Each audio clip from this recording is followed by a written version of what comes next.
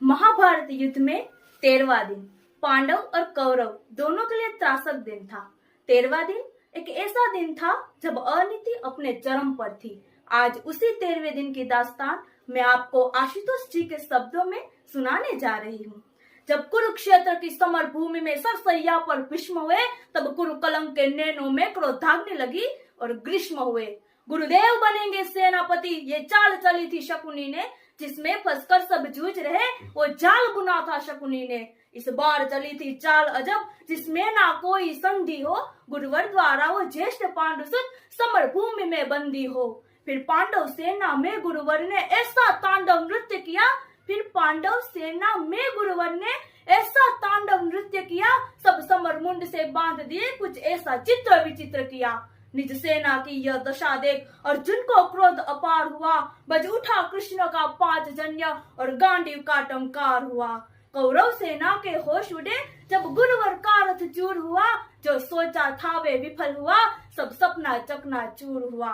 फिर कहा द्रोण ने दुर्योधन, मैं इससे पार न पा सकता, अर्जुन के रहते धर्मराज को बंदी नहीं बना सकता। फिर कहा त्रिगड्डों ने मिलकर, हम प्राण पे प्राण लड़ाएंगे, हम अर्जुन को ललकारेंगे और दूर तलक ले जाएंगे। हम जान रहे हैं अर्जुन से पा सकता कोई पार नहीं, पर इससे बढ़कर मित्र तुम्हें मैं दे सकता उपहार नहीं। फिर क्या था ऐसी नीति बनी जिसको सबने मंजूर किया, उसने अर्जुन को ललकारा और समर भूमि से दूर किया।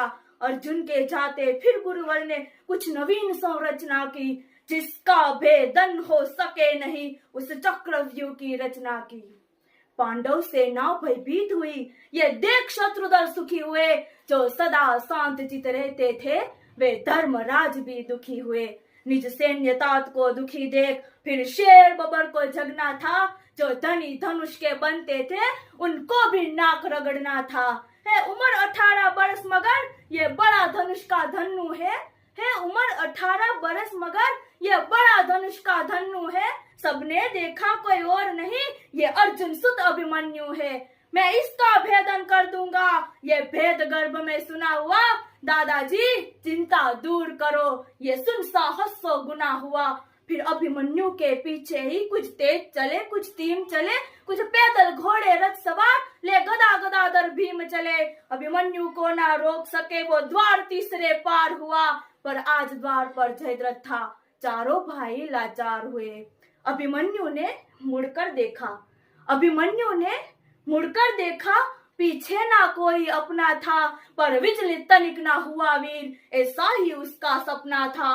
कोई एक भिड़ा, कोई दो सम, कोई ले झुंडों का झुंड भिड़ा, लाशों से पटने लगी धरा, जब मुंड मुंड पे मुंड गिरा। दुर्योधन दुशासन विकर्ण कृतवर्मा अश्वत्थामा को, गुरुद्रोण कर्ण को हरा दिया, फिर मारा शकुनी मामा को।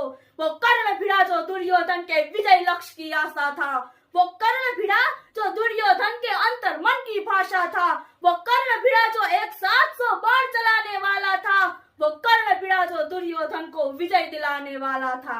सबने देखा वो अंगराज रथ सहित धरा पर पड़ा मिला, सबने देखा वो अंगराज रथ सहित धरा पर पड़ा मिला। कुछ चेत हुआ तो भाग गया, वो दूर सभी को खड़ा मिला। फिर दुर्योधन हो गया कुपित, ले सबका नाम पुकारा है, सब इसे साथ मिलकर मारो, ये आदेश हमारा है। फिर एक साथ भिड़ गए सातों ने ऐसा काम किया, रथ तोड़ सारथी को मारा, घोड़ों का काम तमाम किया। तलवार तीर जब टूट गए तो रथ के चक्के उठा लिए, उस रथ के टूटे चक्के से कितनों के छक्के छुड़ा दिए। ये देख अधम दुशासन ने फिर सर पर गदा प्रहार किया, गिर गया धरा पर वीर, तभी पीछे से उसने वार किया। सब नियम युद्ध के भूल गए और ऐसा अत्याचार किया, फिर बारी बारी से सबने उसके सीने पर वार किया। सब मायापत की लीला है, मैं कृष्ण लिखूं घनश्याम लिखूं, कितनों को धूल चटाया है, कितने गुरुओं के नाम लिखूं। शब्दों में सहज सुशीलापन, अब कविता को विश्राम लिखूं, मैं उस बालक अभिमन्यु को अब अंतिम बार प्रणाम लिखूं।